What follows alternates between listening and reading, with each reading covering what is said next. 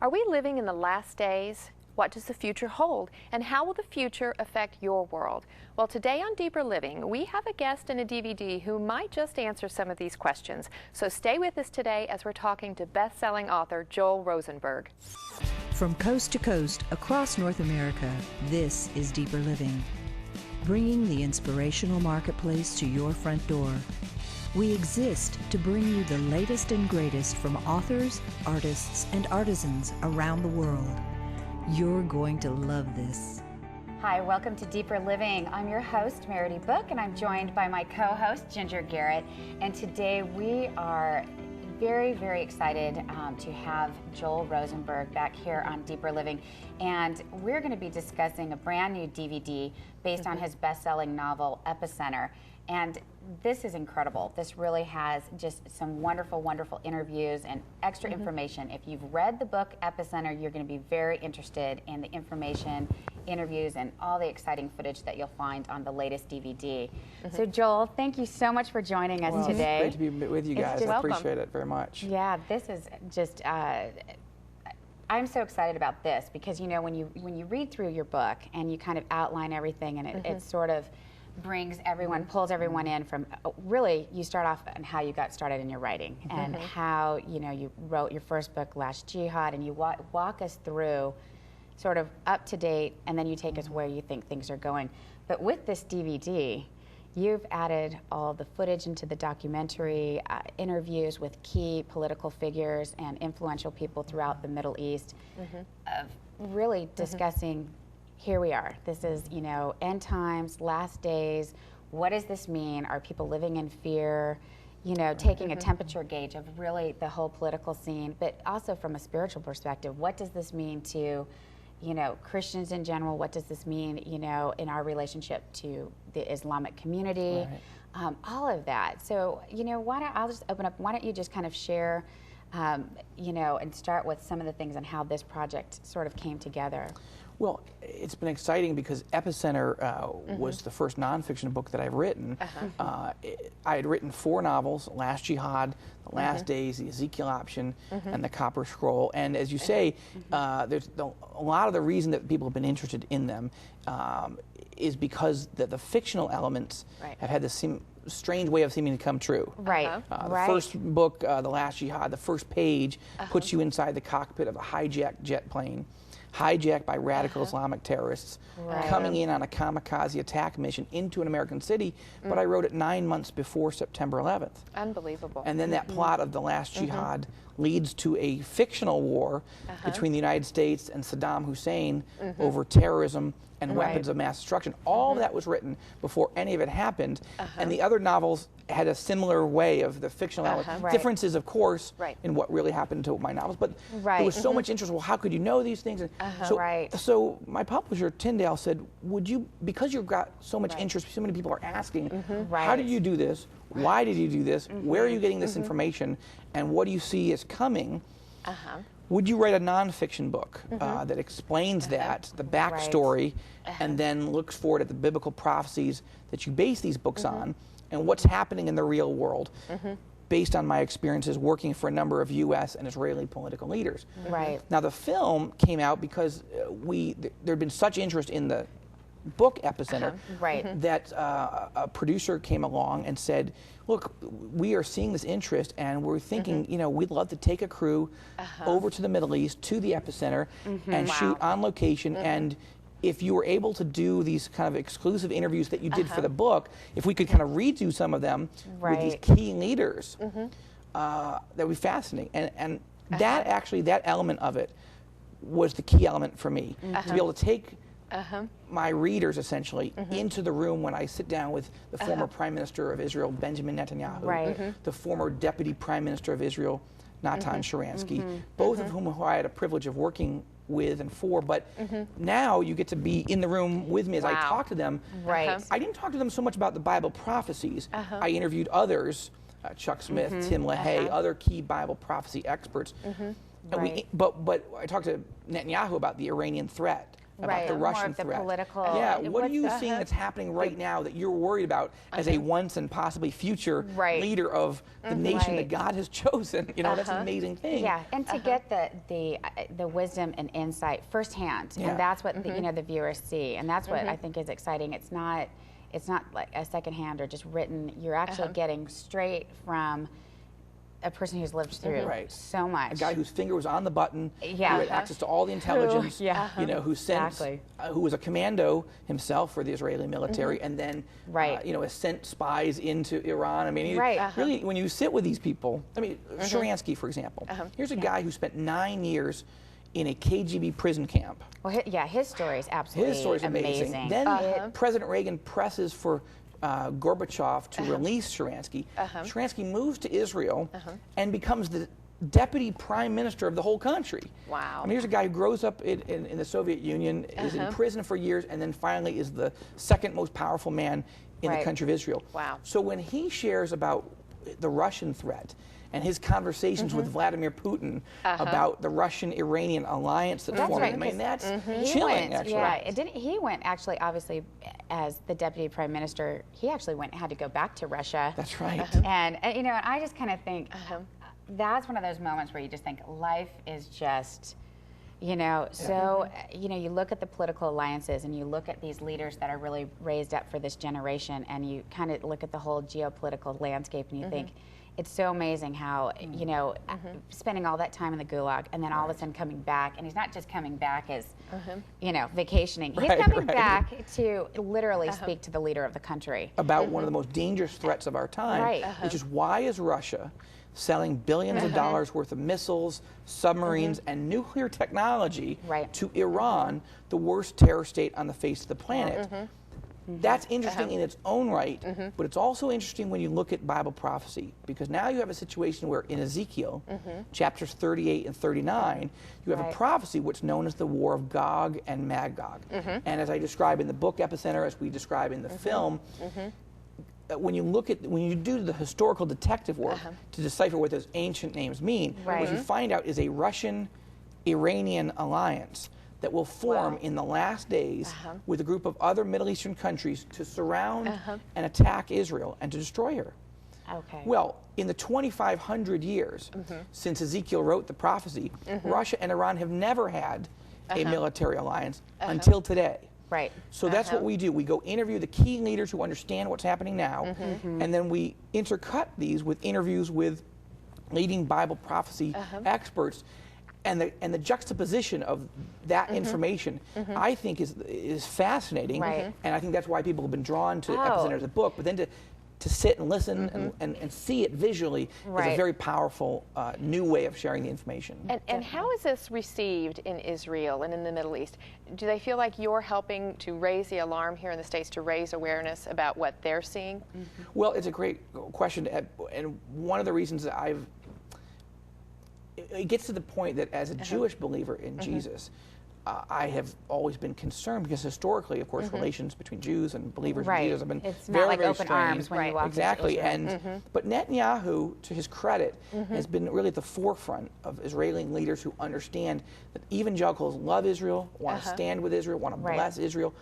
But it is amazing that he would be willing to sit down and do an interview for a film that's going to look both at the geopolitical realities and threats that Israel faces, as well as the prophetic issues that evangelicals believe. Some Jews believe, some don't.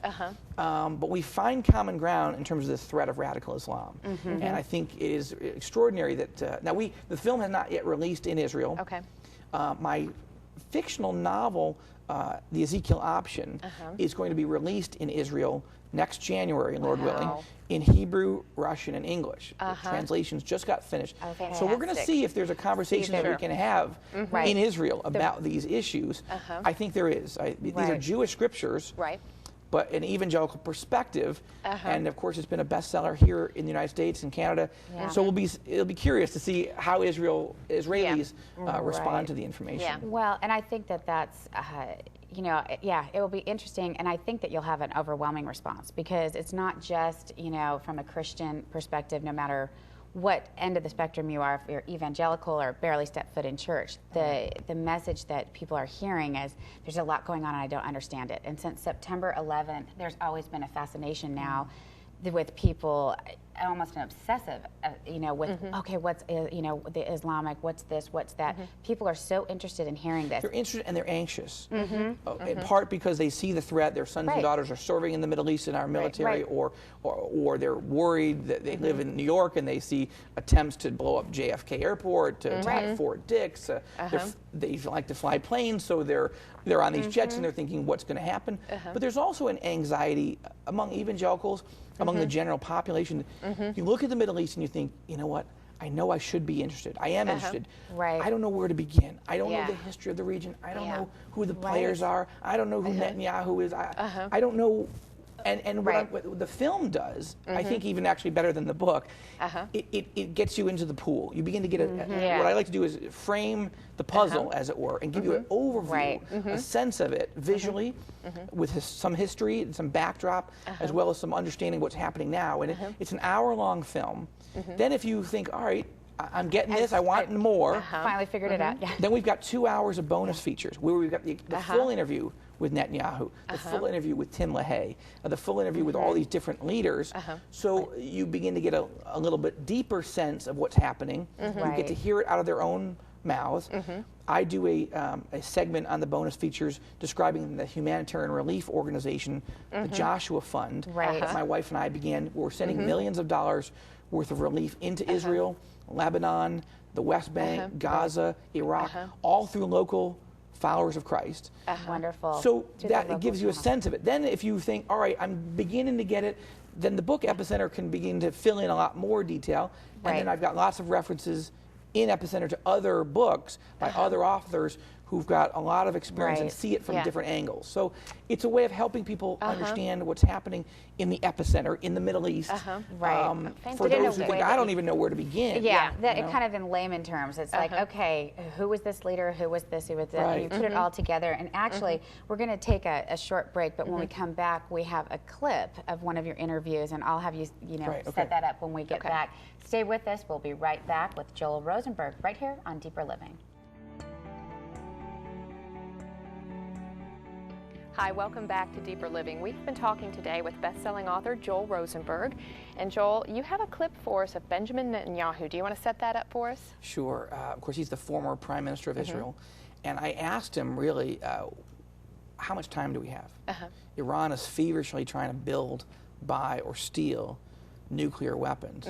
And the president of Iran is saying the end of the world is imminent, and that the way to hasten the coming of the Islamic Messiah, known as the Mahdi, or the 12th Imam, is to annihilate 2 countries, Israel, whom he calls the little Satan, and the United States, whom he calls the great Satan. And Netanyahu's comments were actually quite chilling.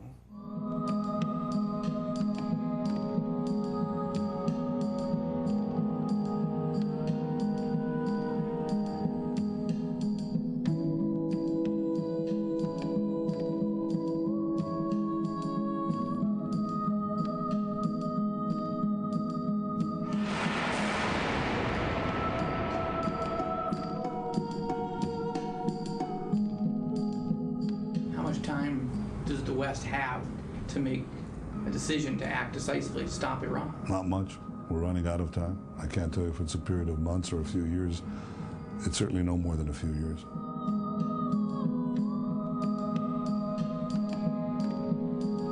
I picked up by the explosive charges with a timer, and I was smuggled by the Waqf police on the Temple Mount. In Islamic apocalyptic thought, Jerusalem has a special role as triggering global jihad. Israel, in Ahmadinejad's view, is the little Satan. The United States is considered the great Satan. We are both in the crosshairs of radical Islam.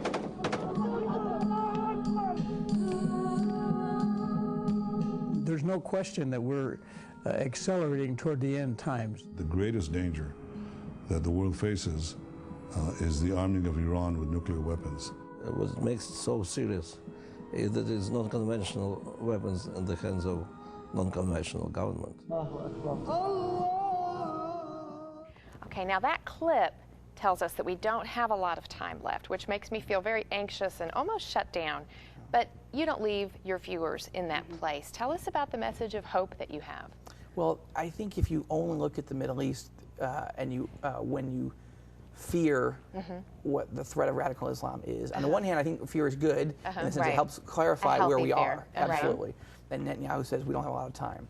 At the same time, what we try to do in the film, as we did in the book Epicenter, is to explain that more Muslims are coming to faith in Jesus Christ today than at any other time in human history. Wow. In the film, we interview an Iranian pastor who, in 1979, when the Islamic Revolution occurred and the Ayatollah Khomeini took over, he and his wife were on the streets of Tehran with millions of others shouting, "Death to America, death to Israel." Then a few years later, he comes to faith in Jesus, and now he's got a satellite ministry beaming the gospel back into Iran every night, prime time, 5 to 8 million viewers.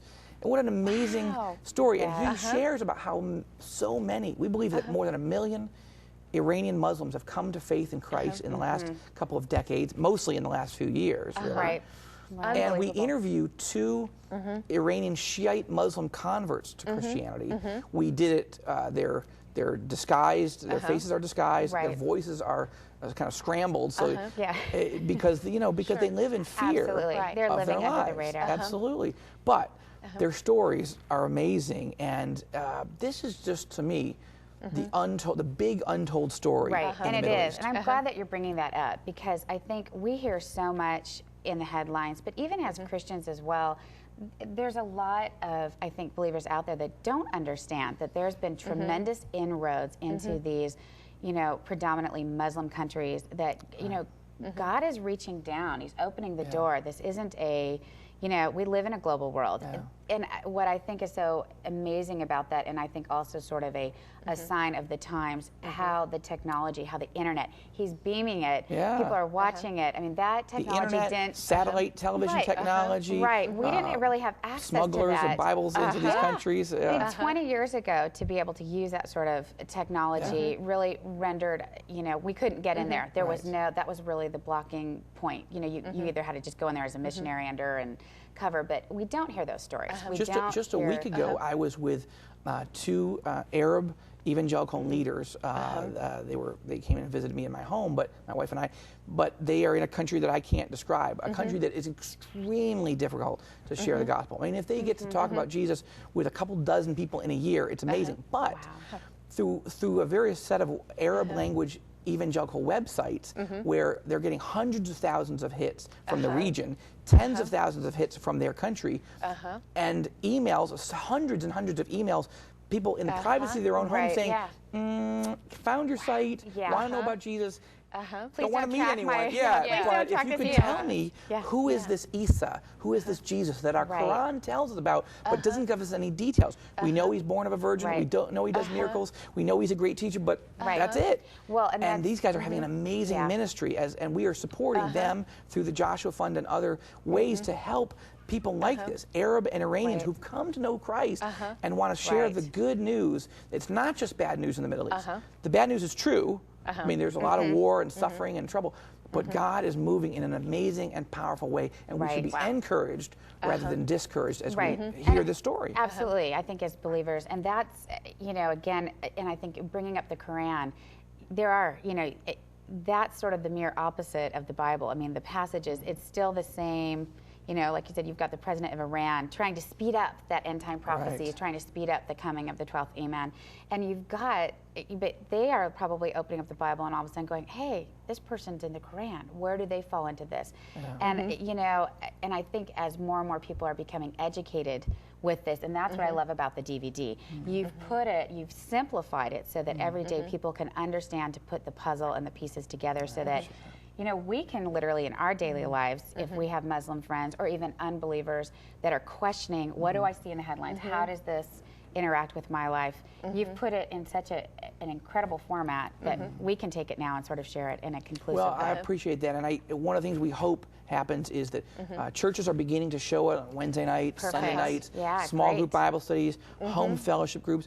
People are giving copies to rabbis, to imams, to their neighbors, because it's a discussion starter. You know, the film, I would say, I mean, people ask, you know, is it evangelistic? And, you know, some people want it to be it, some people don't want it to be it. I would describe Epicenter as a film as very much like a History Channel documentary. Right. You're getting That's a biblical a good analogy. perspective, and you're getting exclusive interviews with top evangelical Bible teachers, as well as top Middle East experts. An Iranian dissident, by the way, who was the guy who uncovered the Iranian nuclear program, Ali Reza Jafarzadeh, describing how he believes that Iran is preparing for a cataclysmic, apocalyptic attack against Israel in the West. So you hear from them. But I wouldn't say it's something that would be offensive to someone who's not sure if they agree with my perspective, but they're curious, well, what, you know, I saw Joel on CNN, on Glenn Beck, or I read about him in the Washington Post, or whatever. I don't agree with him necessarily, but I'm curious, what is this perspective? What is this story? And the film is designed not to throw you off the boat if you're not quite sure what you believe. Right. You know? And it does it does its job very, very well. We're actually going to take a short break, and when we come back, I want to discuss a little bit sort of your timeline, sort of, okay, we're here now, what's your thoughts on what's happening in Iraq right now in at this time, and some of the things that we should be looking for in the future. So stay with us. We'll be right back with Joel Rosenberg. Award-winning designer Deborah Bordeaux brings you her For You Designs collection, made in sterling silver with crystal and semi-precious gems. Each item comes uniquely gift-packed with an exclusive poem inspired by the Word of God. This collection is themed by life events: friendship, love, praise, remembrance, and even salvation. The perfect reminder of God's promises for yourself or for a cherished friend or family member. With the For You Designs collection, you will never be at a loss for words.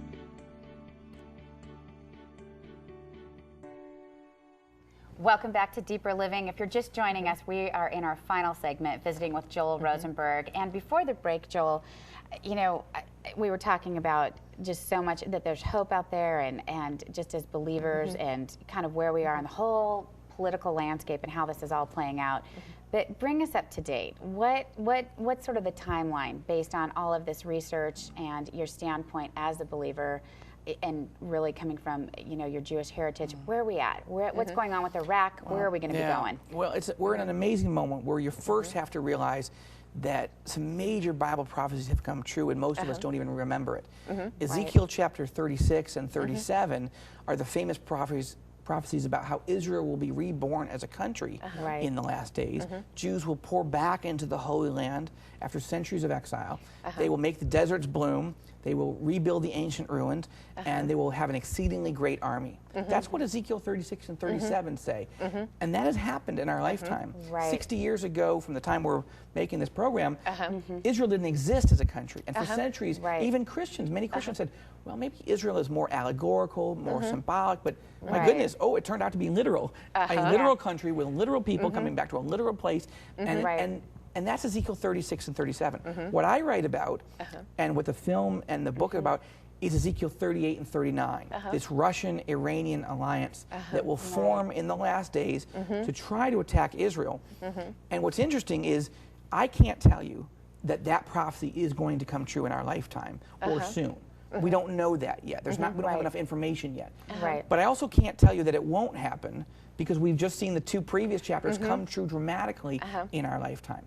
So that gives us some context. Now, what's happening in Iraq? Well, the Ezekiel prophecy doesn't include Iraq. Iraq is never mentioned in the coalition. And when I first began, I wanted to write about this prophecy, but my first novel, I thought, if Saddam Hussein is in power, how can Russia and Iran form an alliance to attack Israel? And Saddam, where is Saddam? At Club Med that weekend? This is the chance to gas the Jews? Come on. He's absolutely checked out. So I thought, oh my gosh, I'm going to have to back up this story. Somehow, there must be, Iraq must be neutralized as a force projector in that region. It must not be a threat for a while. And I thought, well, how could that be? So my first novel, Last Jihad, was I thought, well, Saddam must be gone. I'll just So there knock needs him off. Yeah, and I thought, well, how do you knock him off? And I thought there have to be an invasion. Only Russia and the U.S. at that time, 2001, could have done it. Could have done it. Yeah. And Russia was supplying him with arms, so only the U.S. could do it. So I thought, well, why would the U.S. do it? Well, what if there was a cataclysmic attack so horrible in the United States by radical Muslims that the American president would not only have to deal with that, but say, who are the states that are sponsoring these type of terrorists and could give these terrorists the type of weaponry that could really do worse damage? Right. And I wrote The Last Jihad about a kamikaze attack against the United States that triggers a war against Iraq. Now, when I was writing that, it was pure fiction, but it was based on the idea of setting the stage for the Ezekiel 38 and 39 prophecies. Right. And then, lo and behold, a kamikaze attack came against the United States, led to a war with Iraq, and now we are in conditions that are very similar, at least fictionally, to my views of what could happen. So I don't know how close we are to the war of Gog and Magog happening, but Iraq is neutralized. Egypt is also not mentioned in the Ezekiel prophecy. They've been a threat Egypt has to the Jews since Yul Brynner stared down, or Charlton Heston stared down Yul Brynner in the Ten Commandments, right? So come on. So how is Egypt not a player? Egypt was against Israel in 1948, 1956, 1967, 1973. Right. It's like, where did they go in this whole landscape? Now they have a peace treaty, 1979. So we're at this strange window of time where Egypt is at peace with Israel, Iraq is neutralized because of its own internal divisions, and Russia and Iran are forming an alliance. That doesn't prove we're right on top of the prophecy, but it suggests we ought to be watching closely and thinking, how do I live differently as a follower of Jesus Christ, knowing the storm warnings that the Bible talks about? How do we reach the Middle East with the love of Christ? How do we get humanitarian supplies into Israel ahead of this conflict? That's what my books and the DVD is about. That's what the Joshua Fund ministry is about, because I believe these things are going to happen. I don't know when, but I feel the urgency to move now. And I think that God, is using people like you in this day and age to point out what these signs mean, because the everyday person may be looking at the headlines on the news but not understanding, why should I care right now what's happening in Iraq? And the headlines are Paris Hilton, so you're not always sure what should I be focused on. Well, let me ask you this question. Or We've got just a few seconds left, and what I want to know is probably what our viewers want to know. You've had such an amazing story in your personal life of how you started writing, and you've just been on the fast track. Are you surprised to be here? Are you surprised that it's all played out the way it has? I am, Ginger. I think, I don't know what the difference is sometimes between a lack of faith and just a sense of awe. I believe God can take someone and take them who've never written a novel, never done any of that stuff, and suddenly, God is using. I believe that's possible, but then you think, why is it happening to me? Why is it happening now? And the only thing I can, that's awe, I think. But I want to be faithful to the message. As Muslim leaders are coming to me and asking me, what does the Bible say? Israeli leaders are coming to me and saying quietly, like Nicodemus, what does the Bible really say? And I'm getting invited to speak all over the world. How do I remain faithful? How do Lynn and my boys, how are we faithful as a family so that one day we hear what we all want to hear from Jesus? Well done, my good and faithful servant. Well, fantastic. Well, thank you, Joel Rosenberg, for joining us today. I know our viewers just were really knocked out by this interview. Thank you for your work. Thank you for joining us today. We appreciate it. And stay with us and join us next time on Deeper Living. Bye-bye.